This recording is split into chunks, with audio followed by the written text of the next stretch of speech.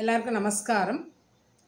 இன்னைக்கு நம்ம தசமகா வித்தியில ரெண்டாவது வித்தியான தாராவை பற்றி பார்க்க போகிறோம்.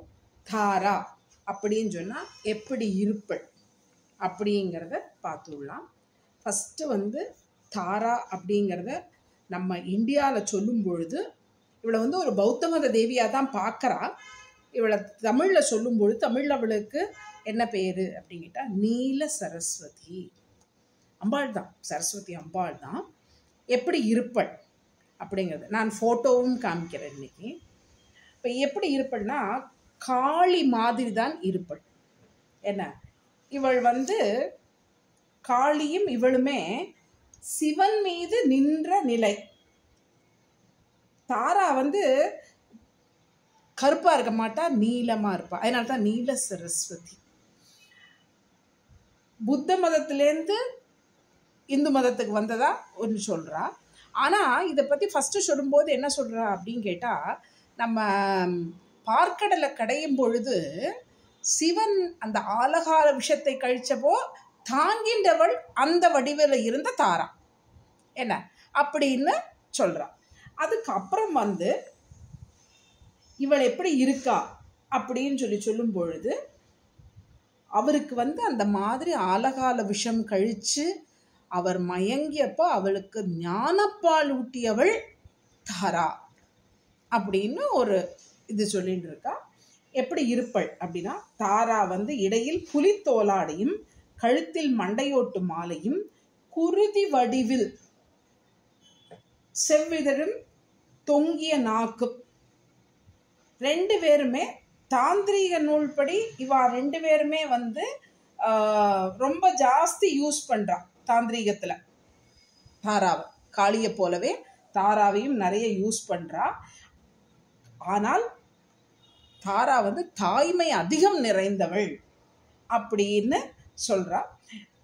தாராவை காளியிலேருந்து வேறுபடுத்துறது என்னன்னு கேட்டா கையில் இருக்கிற ஆயுதத்தில் இருக்கிற தாமரையும் கத்திரிக்கோல் இருக்கு. இந்த தாராவோட கையில கத்தி, கபாலம், தாமரை, கத்திரிக்கோல்.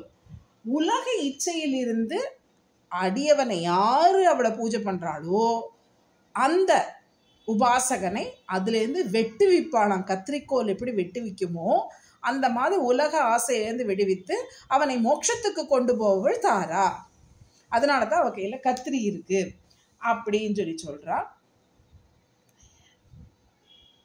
தாராவை பௌத்த மதத்தோட ரொம்ப நெருங்கிய தொடர்பு.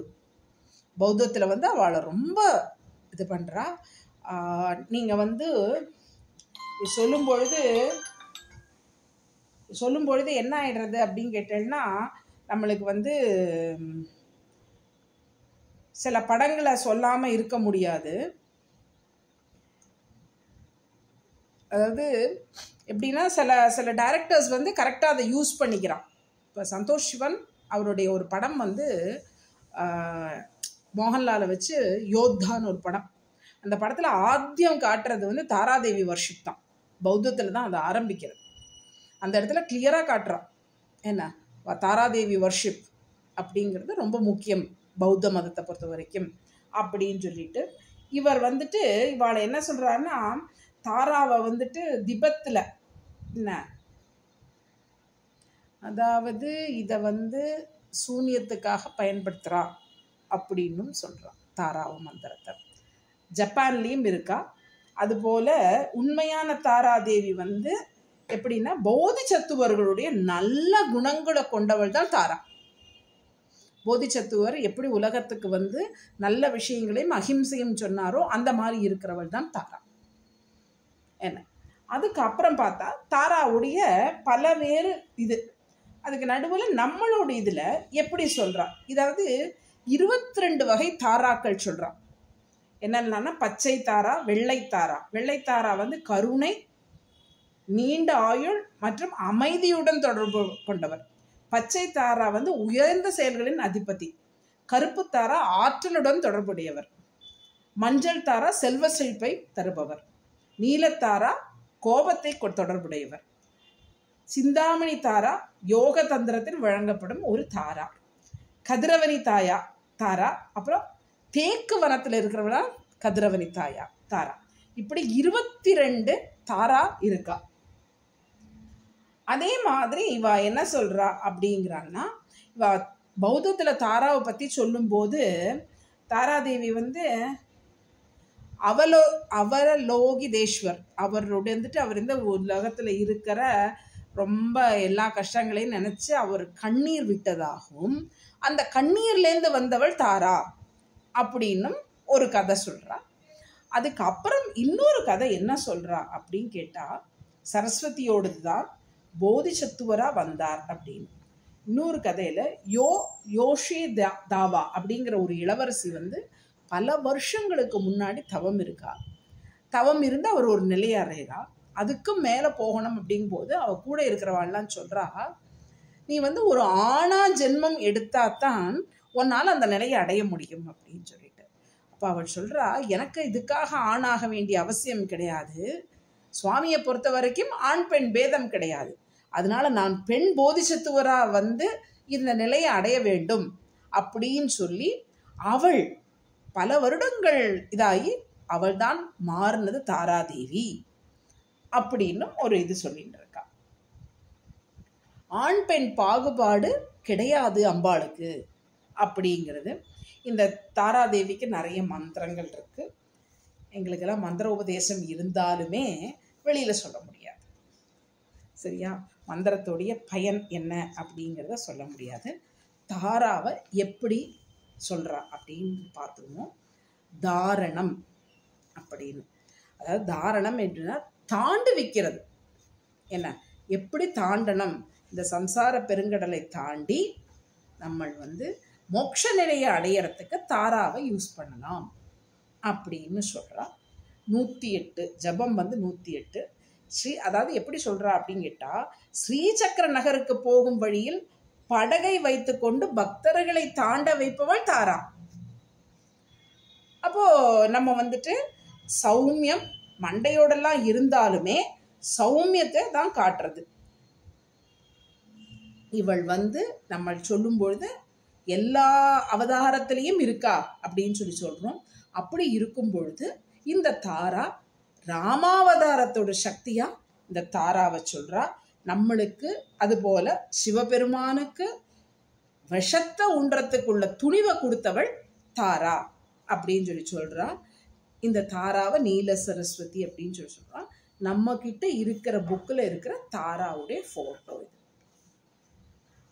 எனக்கு வந்து இந்த சிஸ்டம் பற்றி அதிகமெல்லாம் தெரியாது.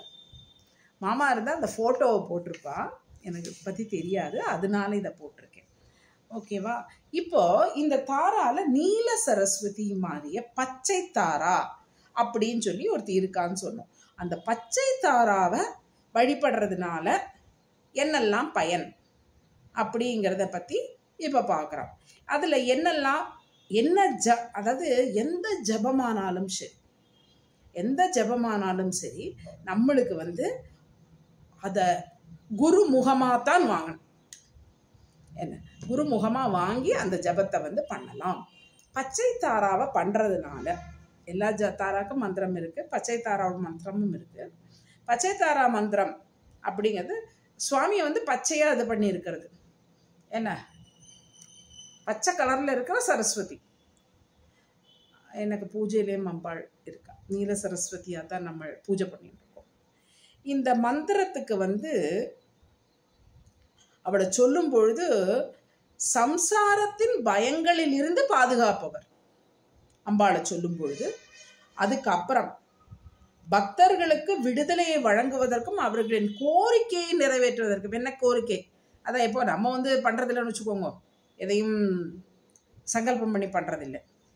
அந்த மாதிரியும் இதுக்கு வந்து முழுமையான நிலையை கொடுக்கறதுக்கும் இந்த மந்திரத்தை சொல்கிறா. இதை வந்துட்டு நல்ல ஒரு இடத்த பார்த்து உட்காந்து ஒரு 108 தடவை ஜபம் பண்ணினா போதும் அப்படின்னு சொல்லி சொல்கிறா. அதுக்கப்புறம் இது என்ன கொண்டு வருது, இந்த பச்சை தாராவோட மந்திரத்தை ஜபம் பண்ணுறதுனால என்னென்னா அமைதி கிடைக்கிறது. அமைதி கிடைக்கும், பாதுகாப்பு, பயம் இல்லாமல் போகும். அப்புறம் ஏதாவது தடை இருந்ததுன்னா அந்த தடையை போக்கும். எந்த ஜபம் ஆனாலும் சரி குருவோடைய குருவுடைய கைடன்ஸ் இல்லாமல் பண்ணக்கூடாது. ஓகே, அப்போது இந்த தாராவை ஜபம் பண்ணும்போது இங்கே என்ன பண்ணலாம்? நம்மளுக்கு அது ஒன்று இருக்குல்ல, எல்லாம் வந்துட்டு நீங்கள் நேபாளில் இருக்குது அதில் இருக்குது சொல்கிறேன் மாமி, நம்ம இங்கே என்ன பண்ணலாம் அப்படின்னா, நம்ம உச்சிஷ்ட கணபதியோடைய மடியில் உட்கார்ந்திருப்பவள் தாரா, நீல சரஸ்வதி. ஸ்ரீவித்யா கிடைச்சாதான் உச்சிஷ்ட கணபதி கிடைக்கும், அது வேற விஷயம். நாளும் உச்சிஷ்ட கணபதியை ஜபம் பண்ணுறது, அதில் எப்படி கேட்டால் உச்சிஷ்ட கணபதி என்ன பண்ணுறோமோ அதில் 10% வந்து தாராவை பண்ணணும், அதை நீல சரஸ்வதியை பண்ணணும். ஸோ உச்சிஷ்ட கணபதியை வணங்கின்னு இருந்தால் தாராவை வணங்கிறதுக்கு சமானம். அப்போ என்ன பண்ணலாம் அப்படின்னு கேட்டால், திருநெல்வேலி பக்கத்தில் இருக்கிற மணிமுத்தீஸ்வரம் அந்த கோவிலுக்கு போய் உச்சிஷ்ட கணபதியை வணங்கிட்டு வரலாம். அருமையான கோவில். உச்சிஷ்ட கணபதிக்கு வந்துட்டு இதுலேருந்தெல்லாம் காசியிலேருந்தெல்லாம் புனஸ்சரணம் பண்ணுறதுக்கு வர இடமாக்கும் இந்த திருநெல்வேலியில் இருக்கிற உச்சிஷ்ட கணபதி. மணிமுத்தீஸ்வரம்னு பேர். மூர்த்தி டெம்பிள் அப்படின்னு சொன்னால் தான் அங்கே இருக்கிற மூர்த்தி கோயிலுக்கு போகணும், வழி சொன்னால் தான் தெரியும். நம்மளுடைய என்ன சொல்கிறதுன்னு தெரியாது, நம்மளுடைய அறியாமையா இல்லை நம்மளுடைய தெய்வங்கள் மேலே நம்பிக்கை குறைஞ்சதுனாலையா என்னன்னு தெரியலை, இந்த கோவிலுக்கு கிடைக்க வேண்டிய அங்கீகாரங்கள் அதிகம் கிடைக்கலை. என்ன, சுவாமி வந்து ரொம்ப அழகாக இருப்பார். என்கிட்ட ஒரே ஒரு ஃபோட்டோ இருக்கும், பார்த்துக்கலாம்.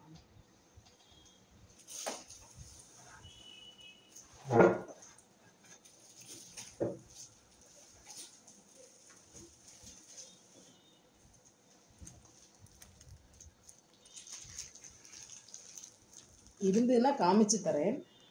ஏன்னா நம்ம ஆற்றுல இருக்கிறது வந்து ரொம்ப பெரிய ஃபோட்டோ, ஆற்றுல மாட்டி இருக்கிறது சின்ன ஃபோட்டோ இருக்கு. சின்ன ஃபோட்டோ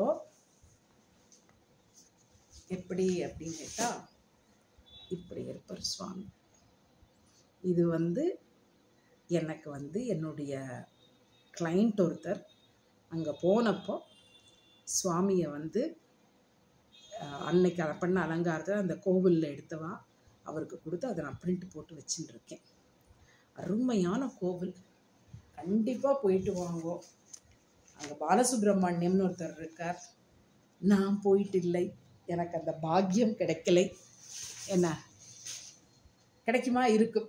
ஏன்னா மாமாவோட படி ஒரு இடம் பண்ணுறதுக்கு இருக்குது அந்த கோவிலில் போய் அதை பண்ணும் பொழுது அவரை தரிசிக்கக்கூடிய பாக்கியம் எனக்கு கிடைக்கும்னு நினைக்கிறேன். என்ன, இதுதான் விஷயம். அப்போது தாரா வந்து நிறைய பேர் நினச்சின்னு இருக்கிறது தாந்திரீக முறையில் மட்டும்தான் அம்பாளை பூஜிக்க முடியும்னு கிடையவே கிடையாது. என்னன்னா, நீல சரஸ்வதி மந்திரம் கிடைக்கிறதுக்கு ஸ்ரீவித்யா வேணும். உச்சிஷ்ட கணபதி யாருக்கு அடுத்த பிறவி இல்லையோ அவளுக்குத்தான் கிடைக்கும். சரி, அந்த மந்திரம் கிடைக்கல, நாங்கள் என்ன பண்ணலாம் அப்படின்னு கேட்டால், நீங்கள் வந்து திருநெல்வேலியில் போய் சுவாமியை தரிசனம் பண்ணிட்டு வரலாம். சரியா? அதனால இன்னைக்கு தசமகா வித்தியில் 2வது வித்தியால தாராவை பற்றி தெரிஞ்சுட்டு இருக்கோம். ஏன்னா தாரா வழிபாடு இந்தியாவில் பிரகல்பம் இல்லாததுனால நம்மளுக்கு இவ்வளோதான் இன்ஃபர்மேஷனும் இருக்குது. அடுத்தது நம்ம போகிறோம் நம்ம ஷோடசியை பார்க்குறதுக்கு அடுத்த வாரத்தில். நன்றி, வணக்கம்.